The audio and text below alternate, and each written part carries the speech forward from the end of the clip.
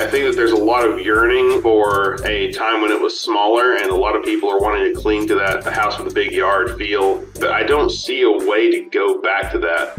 Which side are you on? Which side are you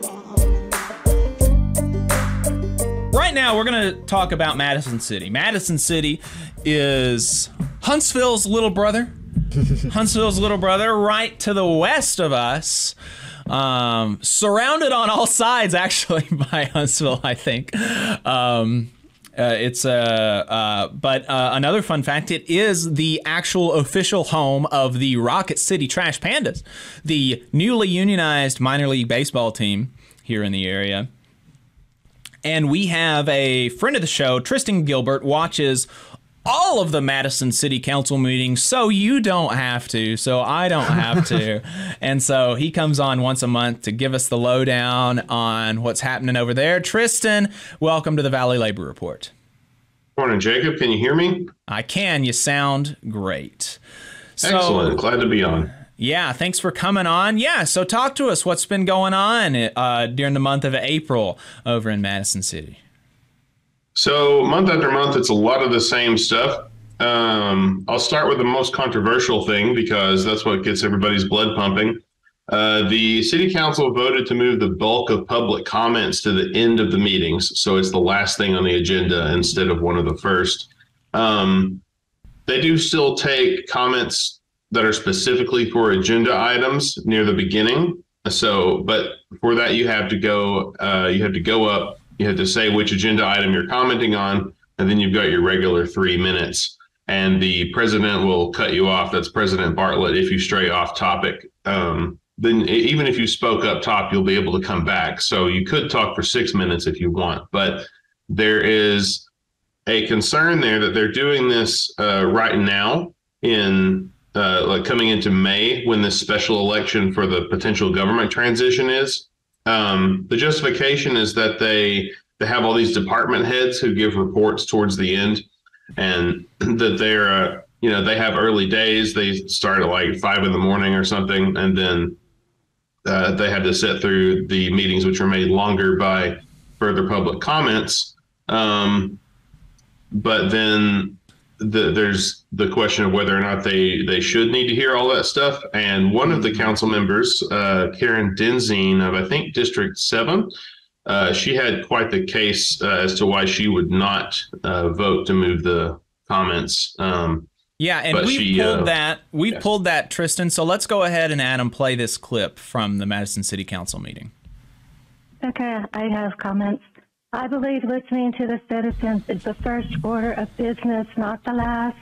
I do not support suddenly changing the public comments to the end, especially if we're doing it for a trial period in April and May when we have this very important election coming up.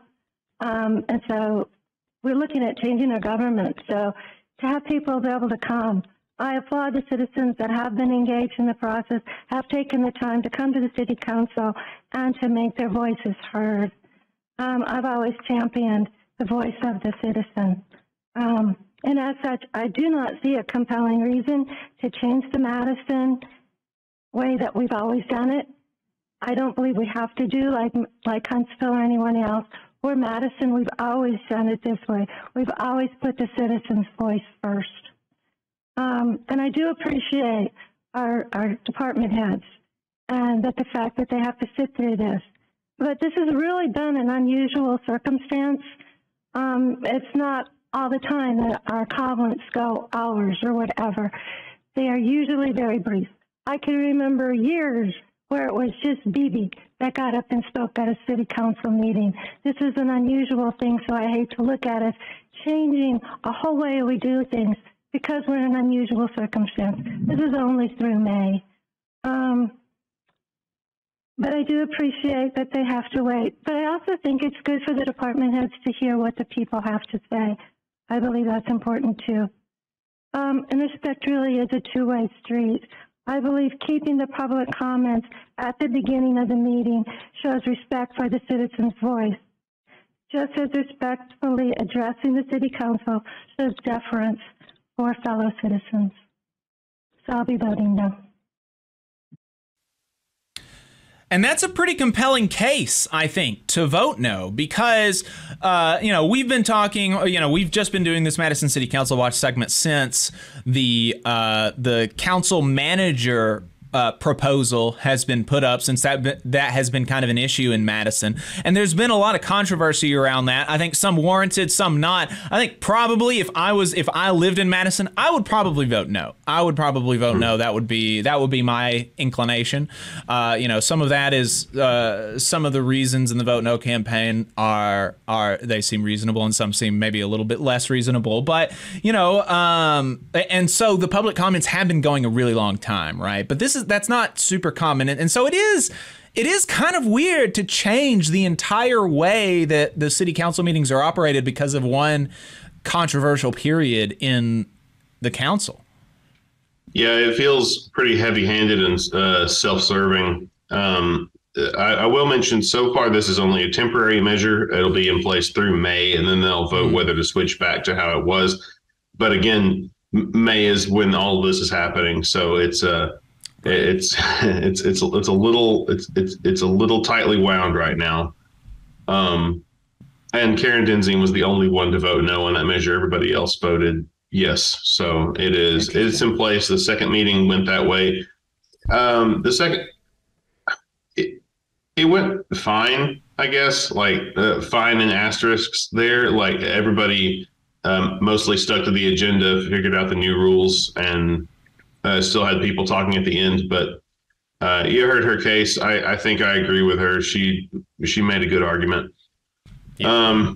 Next bit of interesting, hopefully a little bit more low impact. The council was asking that people stop cleaning the gravestones with bleach as it deteriorates them over time, which can kind of ruin the historical record in a way. So if you have any loved ones interred in Madison graveyards, before using bleach to clean the gravestones, give your city council person a call.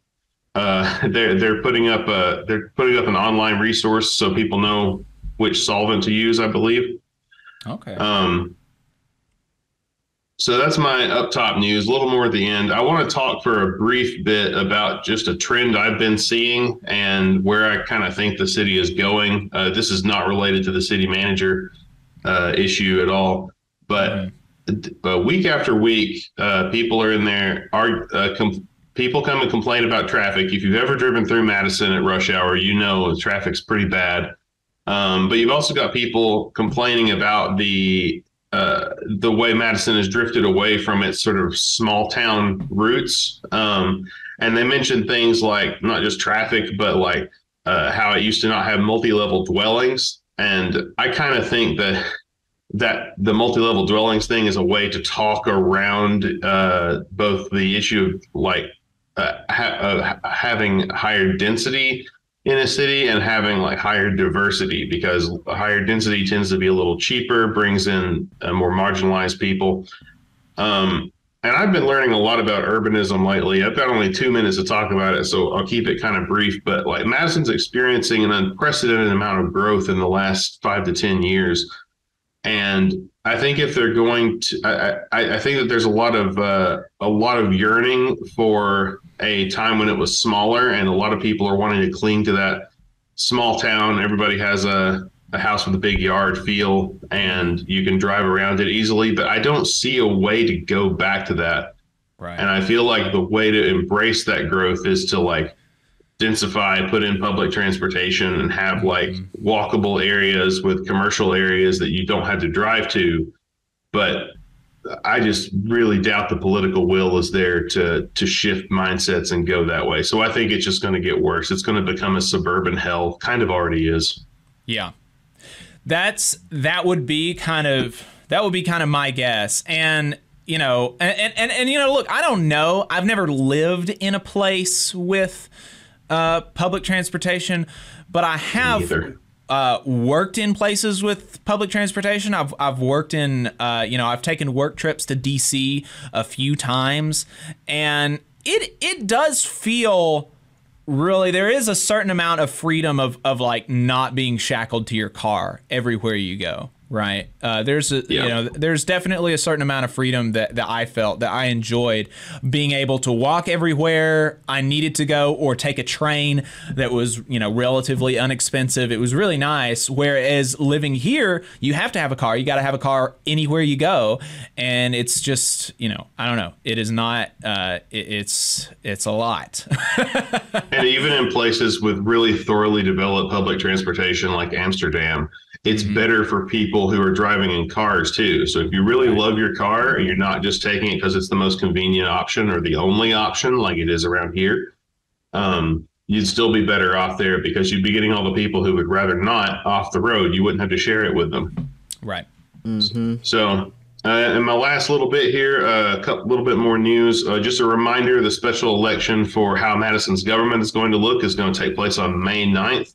Be ready for it. Read up. If you want to know more about that, I Vote Madison is hosting a citizens debate on May 3rd. That'll be from 5:30 to 7 in Auditorium 1 of the Madison Public Library. It's a Braver Angels style debate. Sorry there. You can read more about that on their website. That's ivotemadison.com/citizen debate.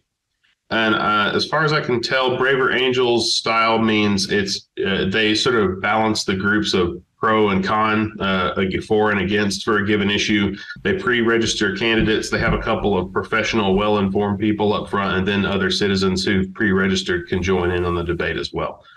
So again, ivotemadison.com/citizen debate for more info on that. Go get your learning in. Thanks, guys. All right. Thanks, Tryston. Appreciate it. Yeah, thanks again, man. Talk to you next month. See ya. Right.